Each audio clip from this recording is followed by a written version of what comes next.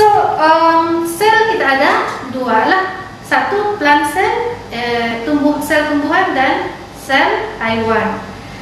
Dalam sel tumbuhan dengan sel haiwan dia lebih kurang sama sahaja. Oke, kecuali ada beberapa organel yang tidak wujud pada sel tumbuhan, sel haiwan lah. Oke, right. Yang paling ketara antara sel haiwan dengan sel tumbuhan adalah kehadiran. Actually dalam animals pun, bukan animals, dia ada juga itu vacuoles, tapi kecil sahajalah. Yang paling ketara adalah kehadiran sel dinding. Sel dinding. Dinding sel. Dinding sel. Tapi kalau dalam haiwan dia ada itu plasma membran sahaja. Membran plasma. Tapi kalau untuk tumbuhan dia ada sel dinding sel dengan plasma membran, pun dia ada juga membran plasma. Of course persamaan yang ketara adalah nukleus lah. Nukleus, plasma membran dalam sel hewan dengan tumbuhan, fungsi dia adalah untuk mengawal keluar masuk bahan lah. Keluar masuk bahan.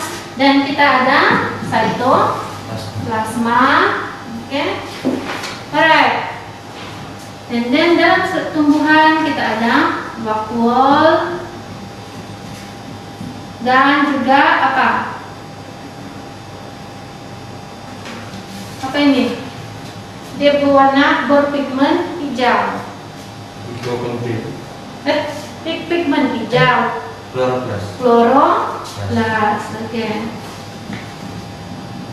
Chloroplast fungsi dia adalah untuk fotosintesis. Dia serap itu tenaga cahaya matahari dan dia convert tenaga cahaya matahari kepada kimia lah, ATP. Dalam bentuk energi supaya add dalam proses fotosintesis. Dan of course ada cytoplasma juga dan juga mitochondria. Mitochondria. Alright, dalam sel haiwan pula, dalam nukleus tu kita ada apa nih?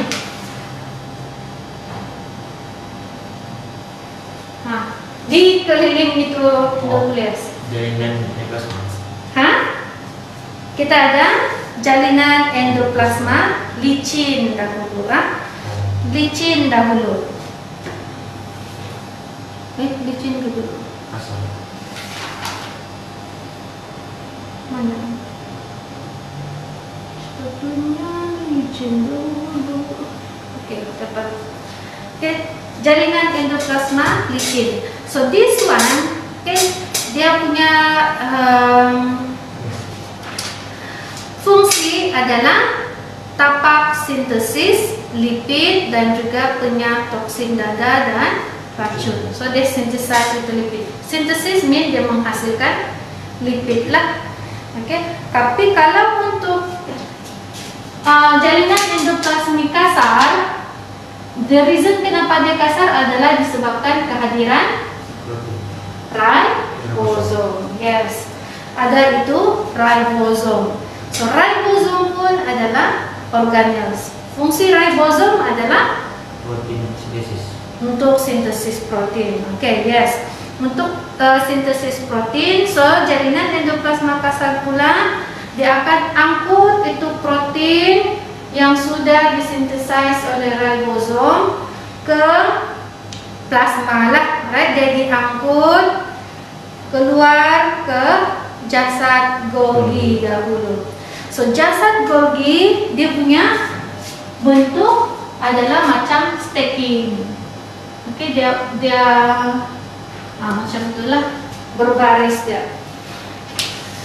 Beza antara Golgi apparatus, jasad Golgi dengan endoplasmic reticulum ataupun jalinan endoplasma. Kalau jalinan endoplasma dia bersambung, tapi kalau Golgi apparatus dia tidak bersambung lah. Oke, so jasad Golgi dia punya fungsi adalah untuk packing. Dia macam kilang untuk packaging lah. Oke, dia pack itu protein. Alright, lepas tu dia akan hantar ke membran lah.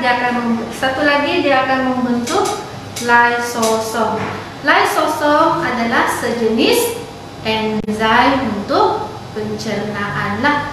Contohnya mungkin ada makanan ataupun kena infect bakteria. Bila bakteria masuk ke dalam sel, dia akan membentuk itu lysosom akan kasih cerna lah, untuk jadikan makanan. Cik, yang endoplasma licin kan dia ada yang klasik racun itu. Dia sama macam lysosom?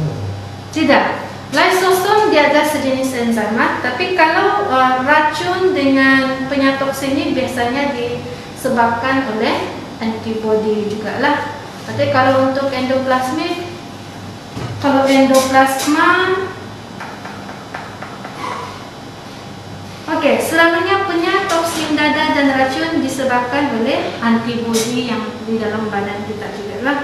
Tapi dia bukan disebabkan oleh enzim lysosom lah. Enzim lysosom dia untuk mencerna. Kalau macam ada antibody, kan? Antibody dia saling bekerjasama. So antibody kita ada 4 jenis tu. Ada yang agglutination, bila dia kasih melekat gumpal dengan tu bakteria. Of course, lysosim tu dia pun akan bekerjasama untuk kasih cerna tu bakteria lah. Tapi kalau untuk penyatoksin dia just neutralize. So biasanya dia tidak akan guna enzim lah. Cytoplasma pula, ruang yang sini tu adalah di mana tindak balas kimia berlaku, biokimia berlaku. And then last, mitokondria. Mitokondria, dia adalah tapak untuk respirasi sel yang menjana tenaga ATP. Dua-dua sel hewan dan juga sel tumbuhan yang menjalankan respirasi. Proses respirasi adalah sangat penting. Apa ini proses respirasi? Respiration, yes. Dia adalah untuk guna glukos. Glukos yang kita dapat daripada makanan kan, yang kena cerna. Combine with oxygen daripada darah untuk produce ATP dan juga carbon dioxide lah. ATP akan digunakan oleh sel-sel, contohnya muscle lah. ATP is very important untuk supaya badan kita berjalan lah. Walaupun kita tidak bergerak, ATP sentiasa diperlukan. Kenapa? Sebab kalau sel itu maukan sodium, natrium ataupun kalsium oklorat, dia tidak boleh masuk di plasma membran. Kenapa? Sebab dia adalah ions.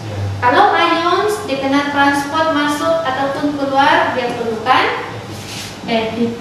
Yes, dia perlukan ATP. So, kalau tidak tenaga, yang ini tidak dapat kena angkutlah.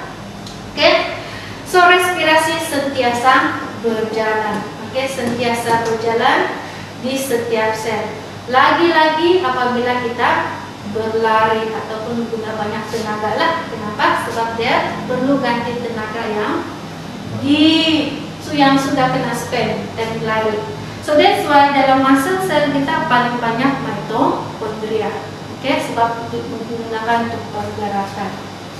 Kalau untuk tumbuhan Proses respirasi dia berlaku juga pada waktu pagi, tengah hari lah, cuma kurang, sangat kurang. Yang paling banyak proses pagi dan tengah hari adalah proses fotosintesis. Kenapa? Sebab fotosintesis dia adalah cara untuk tumbuhan dapat makanan. Okay? So bila waktu malam proses fotosintesis tidak akan berlaku lah sebab tiada cahaya matahari. So that's why time malam biasanya proses respirasi akan meninggi. Berlaku juga, tapi meninggilah daripada time siang untuk dapatkan makanan. So biasanya time malam pokok akan serap lebih banyak oksigen lah. Okay, dia still juga guna oksigen. Okay, alright. Another one, kita ada centriole untuk biasanya dia nampak time cell division sahaja, pembahagian sel. Okay. Sintesis protein macam yang kita sudah belajar daripada genetik yang hari. Okay, protein itu didapat daripada nukleus kan. Daripada nukleus DNA sequence tu dia convert kepada acid amino. So acid amino tersebut akan actually RNA lah, dan dia kena translate oleh ribosom. So dia translate pergi acid amino yang banyak-banyak jadi polipeptida akan jadi protein. Okay, protein ini is actually acid amino lah, tapi yang sudah panjang, polipeptida. Okay, yang ini adalah acid amino. So acid amino yang banyak-banyak akan jadi protein. Okay, ada yang saya tertinggal? Kalau kan ada yang macam ATP yang ada guna, jadi apa? Oh, ATP yang berlebihan, yang berlebihan saja, dia akan convert balik kepada lemak, dalam bentuk fat ataupun dalam bentuk fat lah, ataupun glycogen.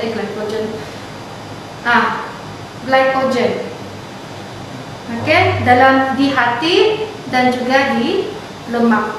Tapi biasanya ATP ini dia terus akan digunakan lah. Dia terus akan digunakan. Sebab kenapa? First, semua adalah dalam bentuk glukos dahulu. Glukos, kalau bukan glukos, dia disimpan dalam bentuk lemak ataupun glycogen. So, glycogen kena simpan di dalam hati dan juga dalam muscle. And then fat sebagai lemak lah, lapisan lemak. So, bila kita perlukan kekurangan ATP, tenaga, baru dia convert ke glukos, and then glukos ni terus kena convert ke ATP. So, basically ATP memang terus kena guna lah. Biasanya tiada lebihan juga. Okay. Lepas tu, kalau dia sudah cukup ATP, terus yang ini akan berhentilah dirembeskan. Bukan dirembeskan, ditukar kepada glukos. Dia akan terus berhenti. Oh, in case kalau dia sudah berhenti makannya, dan glukos, jadi dia di lemak tu boleh berhenti di glukos. Yes. Kalau macam kita terlebih, macam contohnya dia dalam bentuk glukos dahulu. Selepas makan, glukos dalam darah kita tinggi. Dan kalau kita tidak exercise, apa akan jadi? Glukos itu akan tukar kepada glycogen dan juga fat. Dan bila kita perlukan tenaga lagi balik, contohnya kita tidak makan, kita tidak makan, kurang makan, lepas itu dalam badan kita kurang glukos, baru dia convert pergi glukos, dan glukos tukar pergi ATP. So means dalam badan tu ada ini dulu, dan baru kita tukar ATP. Kalau cukup sudah ATP, yang ini tidak kena convert, sudahlah pergi ATP macam itu. Glycogen apa? Glycogen ni bukan proses. Dia adalah form, in a form of glucose glukos yang kena simpan di dalam hati. Oke, sebab glukos yang berlebihan dalam darah tidak baguslah, sebab dia boleh sebabkan kencing manis. Oke, so that's why dia akan convert dulu kepada lemak ataupun kepada glycogen. Glycogen biasanya di dalam hati. Oke, disimpan di dalam hati lah. Itu yang orang cakap fatty liver begitu. Oke, and then bila kita mau tenaga, baru kita ini macam tempat simpan lemak lah, macam itu, tempat simpan makanan yang berlebihan. Oke, bila diperlukan baru kena tukar pergi glukos, dan glukos digunakan untuk buat ATP macam itu. Boleh paham? Yang ini nih adalah di dalam chapter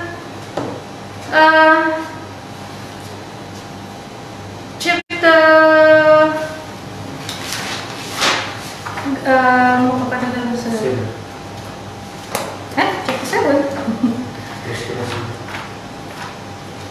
Bukan. Chapter 5. Koordinasi dan gerak balas. Oke, koordinasi dan gerak balas. After kita makan biasanya glukos tinggi. So bila glukos tinggi, oke, kalau kita tidak exercise kena simpan. Tapi kalau tidak berjaya kena convert kepada glycogen ataupun lemak, apa akan jadi? Kita dapat diabetes mellitus. Diabetik lah, kencing manis. Oke, itu sejenis penyakit sudah. Oke, so kalau normal memang kena convert ke glycogen dan juga lemak lah. Oke, so that's why kan kalau kita mau diet, kamu kurus ke apa kan, kita tidak makan dan kita kurang makan lah, dan juga exercise supaya yang kena simpan nih, glukos yang kena simpan eventually kena guna untuk tenaga. Oke, tenaga banyak kena guna untuk exercise. Teacher, kan dengan jalan terus kalau macam mau diet kan, kalau boleh mesti biasa makan, dia tidak boleh tidak makan. Apa? Maksudnya kalau kalau dia tidak makan diabetes? Tidak. Contoh dia berdiet kan. Terus dia tidak makan dalam masa dia 3 hari ya. Dia bukan ambil apa sudah. Apa ni? Glukos dari lemak. Dia ambil dari glycogen itu. Dua. Oke, macamnya paling senang lah. Lepas kita makan nasi, oke, dalam perut sudah kena cernakan dan dia akan form yang paling simple. Apa-apa yang kita makan last jadi glukos juga. Kita makan cake kah jadi glukos, kita makan nasi kah jadi glukos last. Oke, so glukos itu apa akan terjadi ya kan? Dia akan ada banyak di dalam darah. Kalau kita dan glukos ini akan digunakan untuk proses respirasi, untuk menghasilkan tenaga. However, ATP ini dia ada spesifik amount sudah digunakan untuk transport sodium, chloride, ion semua tuh. And then kalau sudah cukup yang ini, and then tidak banyak pergerakan, glukos ini tidak akan kena transfer, kena buat jadi ATP lah. So apa jadi? Glukos yang lebih nih, dia akan ada dua cara. Satu, dia convert kepada glycogen. Glycogen di dalam hati, and then satu lagi dalam bentuk lemak. Oke. Kalau kan tidak makan 3 hari, jangan makan 3 hari ya. Oke, contohnya lah 1 hari kita tidak makan food, kita sudah rasa lapar kan? So, and then sudah rasa lemah. Sebab kenapa? Kekurangan sudah tenaga di dalam badan. Sebab kurang tenaga ialah tiada itu glukos untuk kena convert pergi tenaga. So apa terjadi? Tidak sudah makan kan? Tidak sumber glukos. So dia pun, badan kita pun akan and then dia berinsulin lah. Insulin is to hormon insulin adalah untuk convert glukos kepada glycogen. Bila glycogen ataupun lemak convert pergi glukos balik, dia guna hormon glukagon. Hormon glukagon. So this bila dia tukar pergi glukos, barulah proses respirasi akan meningkatlah. Kan diambil dari glycogen yang lemak kan. Kalau dia ada kaitan dengan penyusutan otot kan? Penyusutan otot? Tidak. Penyusutan otot otot lain daripada lemak. Otot diperbuat daripada protein. So that's why macam bodybuilder kan, dorang selalu makan tuh yang whey protein, mesh protein kan. Protein tu is to build the muscle. Tapi kalau mau lemak tuh biasanya disebabkan oleh glukos yang berlebihan. Ataupun minyak lah daripada yang kita makan